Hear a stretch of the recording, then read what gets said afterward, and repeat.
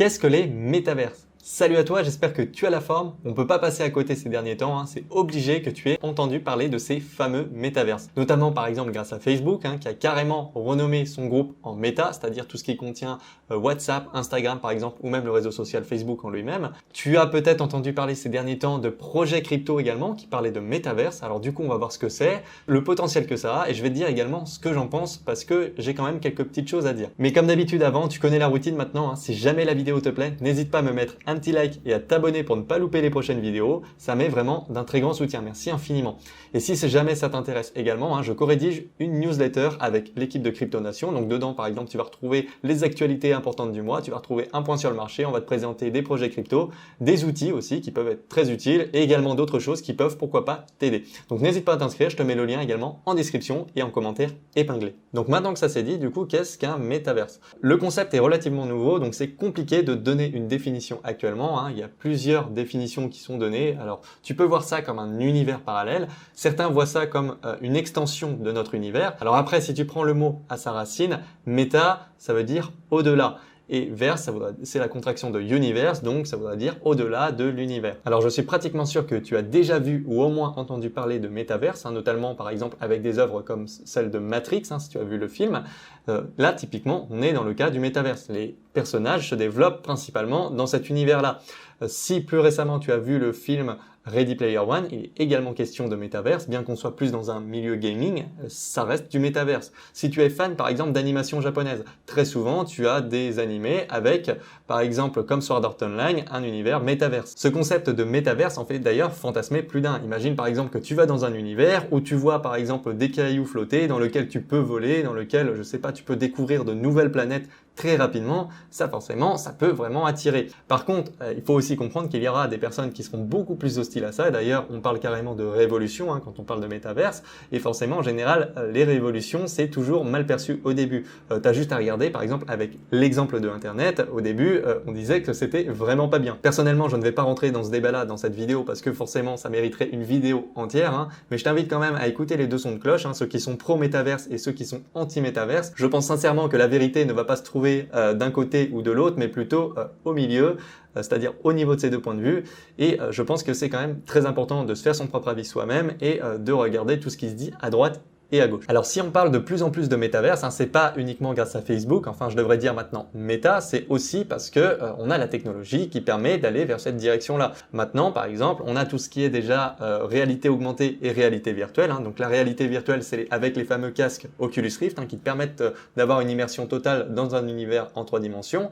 Alors après tu as des combinaisons ou d'autres accessoires qui te permettent d'augmenter encore une fois les sensations et le ressenti par rapport à cet univers-là. Mais tu as également par exemple tout ce qui est réalité augmentée également. Alors par exemple si tu as déjà joué à Pokémon Go, c'est tout simplement ça de la réalité augmentée, c'est-à-dire que quand tu vas dans la rue, tu vas chasser tes Pokémon avec ton téléphone, sur ton téléphone tu filmes la rue et tu as le Pokémon qui apparaît dans la rue via ton téléphone. C'est ça, c'est tout simplement une extension on va dire de la réalité via un filtre et en l'occurrence le filtre c'est ton téléphone. Forcément, tu t'en doutes aussi, la blockchain va apporter des solutions aussi au domaine du métaverse, sinon je t'en parlerai pas dans cette vidéo, notamment au niveau du concept de la rareté numérique, parce que forcément, si tu veux développer une économie stable dans un autre univers, potentiellement, il faudra une monnaie qui puisse pas être dupliquée à l'infini. Donc forcément, la crypto, ça se prête vraiment bien à l'exercice, mais ça peut aussi très bien se prêter à l'exercice au niveau de tout ce qui est rareté numérique sur des items, sur des objets, donc par exemple avec les NFT. D'ailleurs, j'ai fait une vidéo dessus que je t'invite à aller voir, elle dure 5 minutes, elle est vraiment très courte et elle est très simple pour t'expliquer rapidement ce qu'est le concept d'un NFT. Mais dis-toi que dans un métaverse, dans un autre monde potentiellement, il serait possible de porter un t-shirt Nike en édition limitée sans que tout le monde l'ait imprimé à l'infini. C'est pareil, tu peux très bien avoir des objets par exemple dans une maison virtuelle qui soient très rares. D'ailleurs, c'est déjà le cas dans plusieurs projets crypto. Alors, je vais pas tous te les présenter parce qu'il y en a vraiment plein. Alors, si jamais après tu veux regarder les projets qui parlent de métaverse, tu peux aller sur CoinMarketCap tout simplement, tu cliques sur la partie catégorie et tu sélectionnes la catégorie métaverse. Alors fais quand même attention parce que dans le lot, tu auras quand même pas mal de projets qui se disent métaverse mais qui au final n'auront rien développé pour le moment parce que ça devrait venir plus tard, mais tu as aussi des projets qui vont dire qu'ils sont métaverses alors qu'au final c'est juste pour ajouter une ligne pour gratter quelques euros. Comme je te l'ai dit, je ne vais pas te parler de 36 000 projets non plus, je vais surtout te présenter 3 projets métaverses qui sont assez connus au final, mais sur lesquels quand même tu vas pouvoir te renseigner pour découvrir pourquoi pas cet univers-là. Donc le premier, il est assez connu, c'est tout simplement Decentraland. Alors le principe il est très simple, c'est que tu vas avoir des terrains virtuels que tu vas pouvoir acheter, ce qu'on appelle des lands,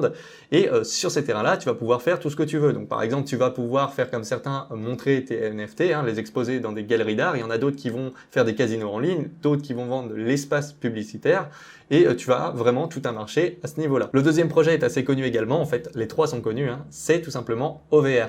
Alors OVR, tu peux déjà télécharger l'application, de toute façon je te mettrai les liens de tous ces projets-là en description. Alors le principe est très simple, la terre entière est tokenisée, c'est-à-dire tu vas pouvoir acheter des parcelles de terrain. Alors forcément, les parcelles que tu auras dans le métavers ne voudront pas dire que tu détiens le terrain dans la réalité, c'est pas du tout le cas. Mais par contre, si tu détiens ces parcelles-là, tu vas pouvoir faire exactement ce que tu veux. Tu vas pouvoir construire des galeries pour tes NFT, tu vas pouvoir également assister à des concerts grâce à OVR, tu vas pouvoir également visiter certains endroits grâce à la réalité augmentée de l'application. D'ailleurs, je t'invite à la télécharger et à tester ça par toi-même. Et le troisième projet, c'est Sandbox. Alors Sandbox, il est assez connu également, il fait beaucoup parler ces derniers temps.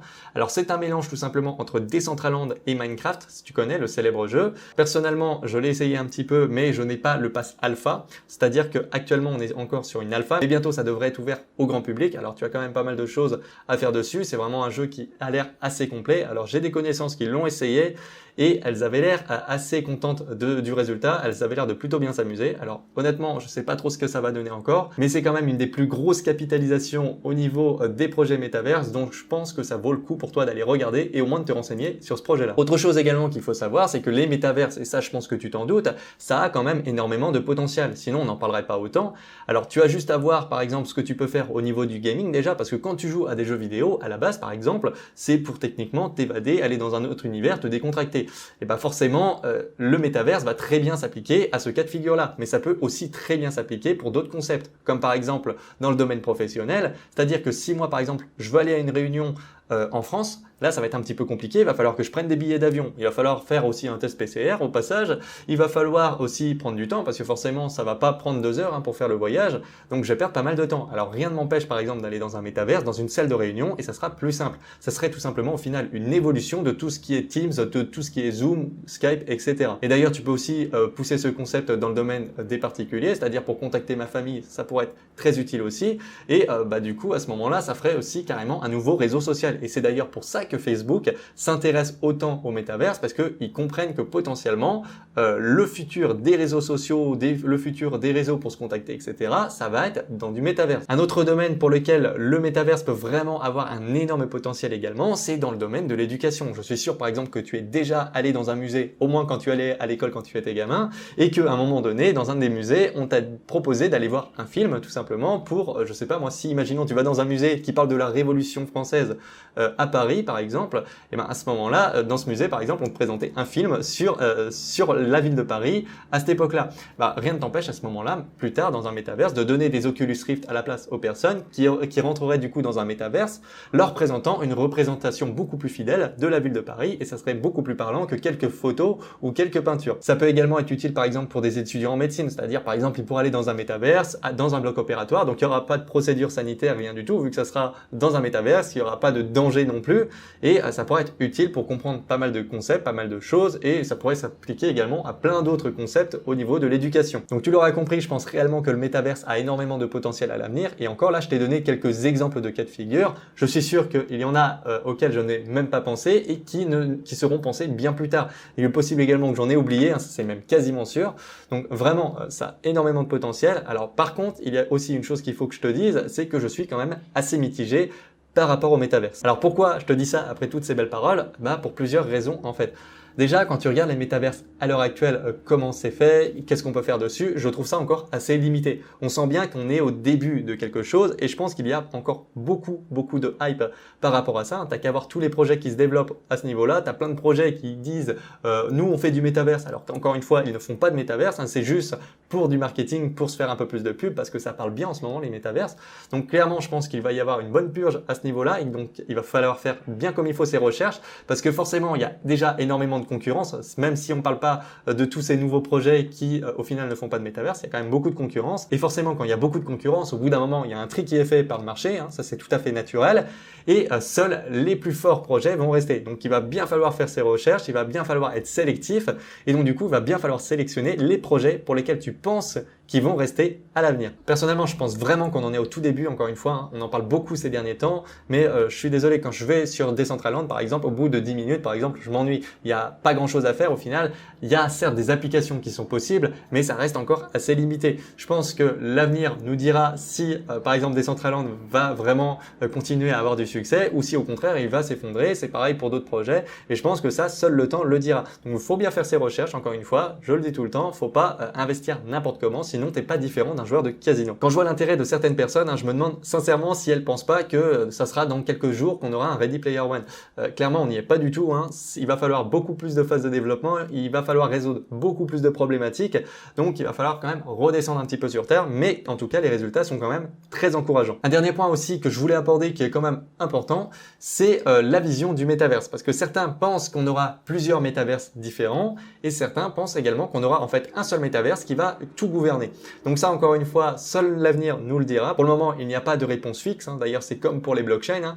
Il y en a qui partent du principe qu'on aura une blockchain pour gouverner toutes les autres. Donc par exemple, une blockchain Bitcoin sur lesquelles on va construire plein de surcouches par-dessus, hein. Ça, c'est le point de vue de beaucoup de Bitcoin maximalistes.